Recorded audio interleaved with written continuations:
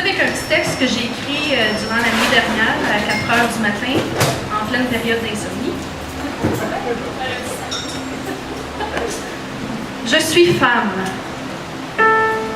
Celle au doigt d'honneur plié, ayant le cœur noué. Je suis femme.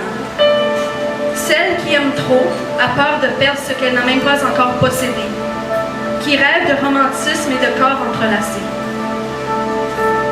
Je suis femme, la peureuse qui a du guts, qui idéalise l'amour au détriment de soi. Je suis femme, à l'enveloppe charnelle en volupté, comme les statues de la Renaissance, étant considérées aujourd'hui trop grosses dans notre superficielle société. Je suis femme, celle qui marche comme un bébé, apprend à marcher, se relève un bon bout avant de tomber et de se relever. Je suis femme, encore qui se découvre, veut voyager de l'Inde jusqu'en Allemagne, de la Statue de la Liberté jusqu'au Louvre. Je suis femme, dentelle comme cuir, expérimentant le meilleur comme le pire. Je suis femme, au rêve plus grand que terre, aspirant à aider et changer un brin l'univers. Je suis femme, voulant connaître l'amour, cette personne au cœur tendre avec qui passer le reste de mes jours. Je suis femme, indécise, compliquée, borderline ou crazy, that's fine. Je suis femme de conviction, de poésie, d'amour, de respect d'autrui. Je suis femme, poète, mais aussi, comme vous tous, imparfaite.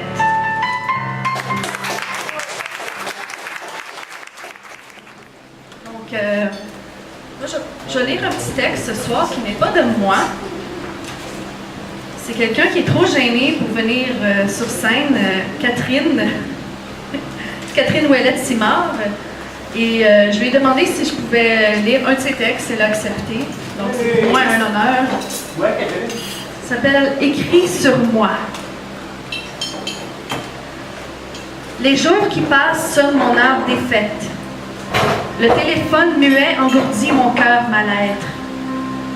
Un silence pesant souligne ses battements, dont les échos se heurtent à l'isolement. Une pomme à peine mordue supplie mon estomac hésitant.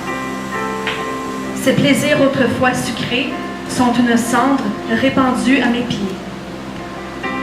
Ai-je oublié qui tu es? La moitié de mes souvenirs, pourrais-je un jour te transférer? J'ai faim d'autre chose, et le doute me dévore les joues, tes mots me font la mort. Ma vie est un choix ridicule, moi qui ne suis jamais prononcé. Passe le temps, passe et oublie-moi. Grave tes douceurs dans mes mots, avec ta musique délirante. Je ne cherche pas le pourquoi, seulement une joie manifeste. Le moule indestructible me condamne un peu, toujours. Nous, moi. Nous, toi. Toi, moi et nous. Ma peau est devenue une ardoise stérile qui attend qu'on y mette sa couleur. Le fracas de craie en un violent Picasso me donne mal à l'âme, mais vaut mieux le trouble qu'en l'absence qu'est encore. Tes symboles flous et mystérieux fleurissent sur mon tableau. J'apprivoise maintenant tes mots.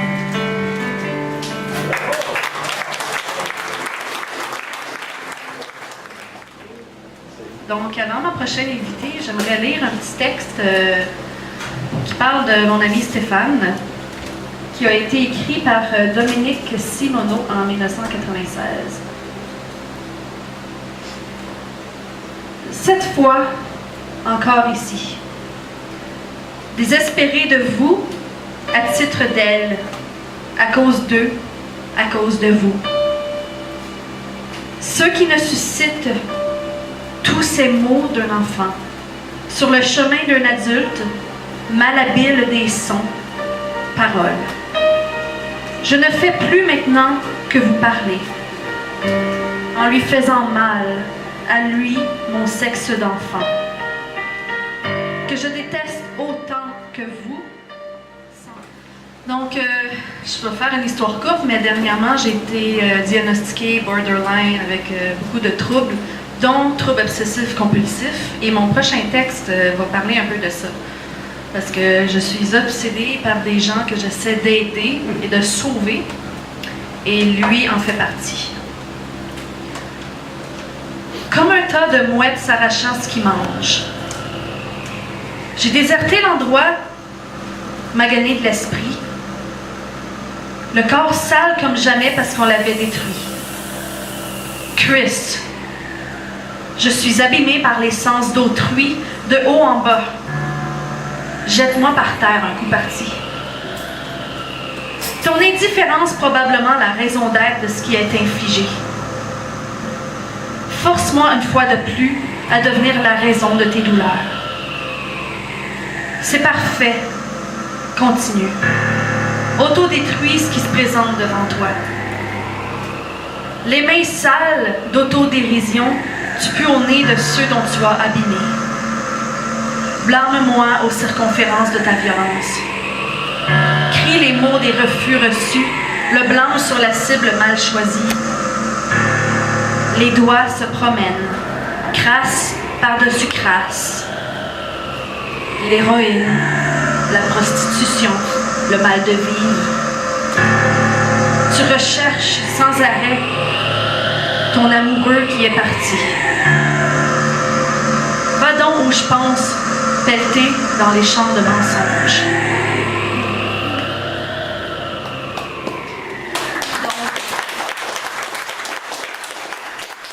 Avant, j'aimerais ça lire un petit texte que j'ai retrouvé dans un vieux livre, un vieux livre datant de 2010.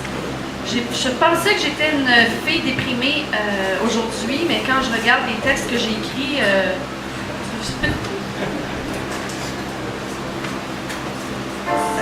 il y a ce parfum qui me répugne, qui m'envahit.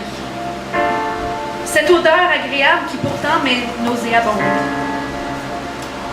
Ces regards hautains, masculins, déshabillant des yeux les courbes. J'ai la rage au cœur quand je pense que tu m'aimes. J'ai la rage au cœur quand tu crois que je vais tout te permettre.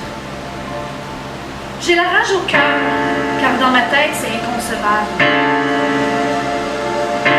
Toucher de tes mains la transparence de mon être, comme si tout s'envolait avant de disparaître.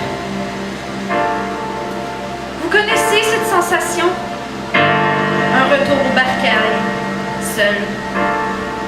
Je dépose les clés, le comptoir un peu tremble. Ce trou si profond de noir, noirceur accablante, transperçant mon âme giclante. Mal dans ma peau, mal dans ta peau. Nous deux réunis, nous deux anéantis. Contrôlés sans aimer, trop jugés sans penser. Vous connaissez cette sensation? Celle d'avoir la vive impression, ouais, celle de mourir au plus profond de ses larmes, émotions dévastatrices qui volent tes droits sans préjudice. Vous connaissez cette émotion? Celle de détester l'autre lorsqu'il nous donne moins d'affection, d'attention. Quand tu voudrais aimer les appels qu'il ne fait pas et qu'au fond de toi, tu es bien conscient de tout ça.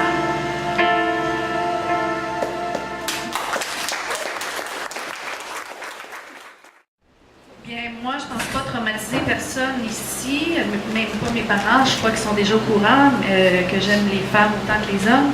Dernièrement, j'ai rencontré une femme, Valérie Côté, je suis pas mal sûre qu'elle écoute en ce moment. Puis, ce texte t'est dédié. Ma main se dépose délicatement sur la table.